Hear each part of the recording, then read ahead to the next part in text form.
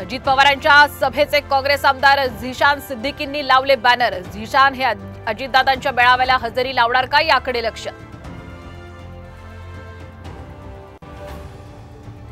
विधानसभा निवडणूक डिसेंबरमध्ये होण्याची शक्यता। लाडकी बहीण योजनेमुळे निवडणूक लांबणीवर पडल्याची ही चर्चा।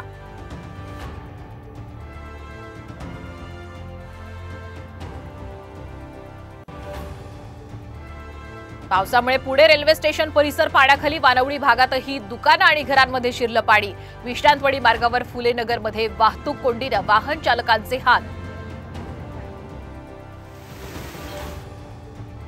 नाशिकच्या पाथर्डी फाटा परिसरात एटीएसची मोठी कारवाई। 3 संशयित ताब्यात, तिघेही बांगलादेशी असल्याची सूत्रांची माहिती।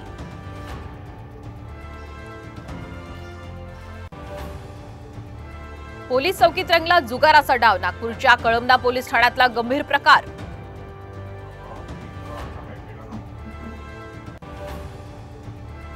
म्हाडाची बोगस वेबसाईट बनवल्याप्रकरणी दोघांना अटक। म्हाडा अधिकारी आणि कर्मचारी यांचा सहभाग असल्याचा पोलिसांना संशय।